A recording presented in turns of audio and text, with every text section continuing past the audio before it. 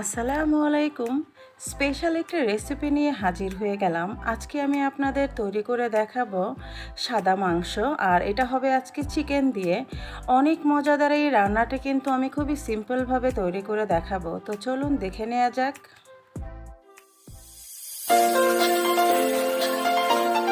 একটা হাঁড়ি বসিয়ে দিয়েছি, আর এখানে আমি পরিমাণ মতো সয়াবিন তেল দিয়ে দিলাম। আপনারা চাইলে এখানে ঘিও ব্যবহার করতে পারেন। যখন তেলটা একটু গরম হয়ে গিয়েছে, আমি এখানে দারচিনি, এলাচ আর তেজপাতা, আর আমি দারচিনিটা কিন্তু ছোটো ছোটো করে দিয়েছি, আর এলাচটা একটু ফাটিয়ে দিয়েছি। সবকটা মশলা কিন্তু আমি দিয়ে দিলাম। গোটা মশলাটা একটু নেড়ে চেড়ে নিব। গোটা মশলা থেকে যখন একটা সুন্দর ঘ্রাণ চলে আসবে, সেই মুহূর্তে আমি এখানে দিয়ে দিব আমি পেঁয়াজ কুচি।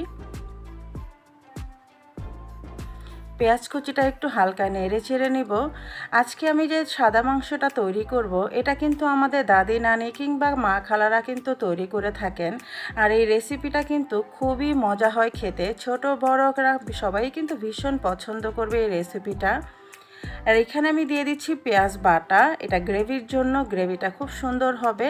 তো পেঁয়াজ বাটা দিয়ে একটু ভালো করে নেড়ে চেড়ে নিব, কারণ পেঁয়াজের কিন্তু একটা কাঁচা স্মেল থাকে।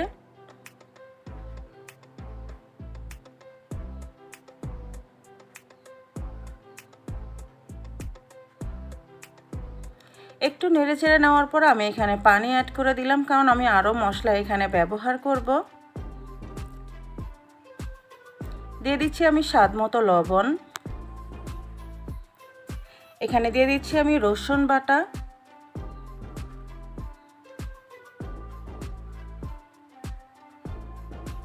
আমি এখন এখানে দিয়ে দিলাম আদা বাটা।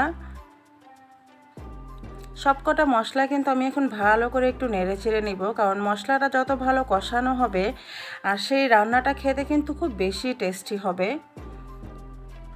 আমি এখানে দিয়ে দিচ্ছি ধনিয়া গুঁড়া 1 টিস্পুন করে, এখানে জিরা গুঁড়া দিলাম আমি 1 টিস্পুন করে। আবারও মশলাটা নেড়ে চেড়ে নিব।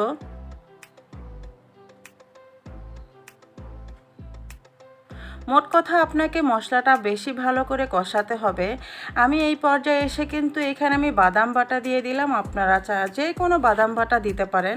আমি এইখানে কাঠবাদামটা ইউজ করেছি। আপনারা চাইলে কাজু বাদামও দিতে পারেন, চীনা বাদামও দিতে পারেন। এটা দেওয়ার ফলে কিন্তু রান্নাটা খেতে কিন্তু খুব টেস্টি হবে। আর এখানে আমি দিয়ে দিচ্ছি টক দই। টক দইটা কিন্তু দিবেনই অবশ্যই, তাহলে খুব সুন্দর একটা টেস্ট আসবে। 2 টেবিল চামচের মতো আমি টক দই দিয়ে দিলাম। এখন মশলাটা আমি আবারও কিন্তু কষাবো।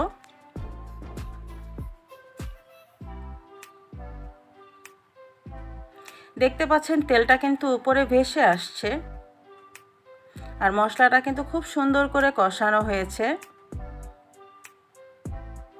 এই পর্যায়ে আমি চিকেনগুলো দিয়ে দিব। আপনারা আপনাদের পরিমাণটা করে নিয়ে নেবেন। তো আমার বাসায় যেহেতু এই চিকেনটা খুবই পছন্দ করে সব, আমার বাচ্চারা, এমনকি আমিও খুব পছন্দ করি, আমরা সেই অনুপাত করে দিলাম। আর অবশ্যই আজকে আলুটা দিবেন, কারণ এইভাবে কিন্তু সাদা মাংসতে কিন্তু আমাদের দাদি নানিরা কিন্তু আলুটা ব্যবহার করত, কারণ আলুটা দিয়ে খেতেও কিন্তু ভীষণ মজা হয়। তো চিকেন আর আলুটা আমি একটু কষিয়ে নেব ভালো করে। চিকেন থেকে যে পানিটা উঠে এসছে, সেই পানিটা না শুকানো পর্যন্ত কিন্তু ভালো করে কষিয়ে নিব। অনেকেই বলেন ব্রয়লার মুরগি থেকে গন্ধ আসে। এইভাবে করে আপনারা ট্রাই করে দেখতে পারেন, খুবই টেস্টি হয়। কারণ সব সময় কিন্তু এক ধরনের চিকেন কারি খেতে কিন্তু বাসায় ভালো লাগে না। বাসায় যে কোনো অনুষ্ঠানে, অতিথি আপ্যায়নে, এমনকি আপনারা কোনো স্পেশাল ডে কিংবা সামনে যে ঈদ চলে আসতেছে, কোরবানির ঈদেও কিন্তু আপনারা এরকম একটা চিকেনের রেসিপি রাখতেই পারেন। কারণ গরুর মাংস তো একটা দিয়ে শুধু খেতে ভালো লাগবে না, এরকম চিকেনের একটা রেসিপি থাকলে কিন্তু জমে যাবে। এই পর্যায়ে আমি দিয়ে দিলাম এখানে পরিমাণ মতো দুধ। আমি কিন্তু এখানে কোনো পানি ব্যবহার করব না, আমি আজকে দুধ দিয়ে রান্না করব, কারণ এভাবেই কিন্তু খেতে বেশি টেস্টি হয়। আমি এখানে দিয়ে দিলাম কাঁচামরিচ। এটা আমি ঝালের জন্য দেইনি, শুধুমাত্র আমি ফ্লেভারের জন্য দিয়েছি।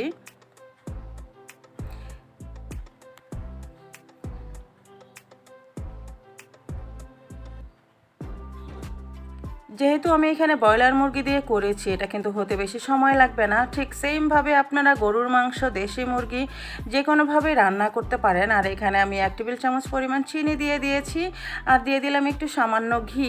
চিনিটা দিয়েছি কারণ সাদা মাংসটা কিন্তু একটু মিষ্টি মিষ্টি খেতেই কিন্তু ভালো লাগে। দিয়ে ভালো করে নেড়েচেড়ে আমি ঢেকে দিব, কারণ ঘিটা দেওয়ার পরে কিন্তু খুব সুন্দর একটা স্মেল আসবে। তো দেখতে পাচ্ছেন আমার এই মাংসটা রান্না কিন্তু হয়ে গিয়েছে। তো সাদা মাংসটা কেমন হয়েছে অবশ্যই ট্রাই করবেন। আর এভাবেই কিন্তু খুবই টেস্টি হয়, আর একটু গ্রেভি থাকবে, তাতেই কিন্তু বেশি ভালো লাগে। আর এই রান্নাটা কিন্তু গরম ভাত, সাদা ভাত, আপনার পোলাও যে কোনো কিছুর সাথেই কিন্তু খুব ভালো লাগে, খুবই টেস্টি হয়। আর একটু গ্রেভিটা রাখার চেষ্টা করবেন, এতে কিন্তু ভাত দিয়ে খেতে খুব ভালো লাগে। রুটি পরোটা দিয়ে খেতেও কিন্তু অসাধারণ লাগবে।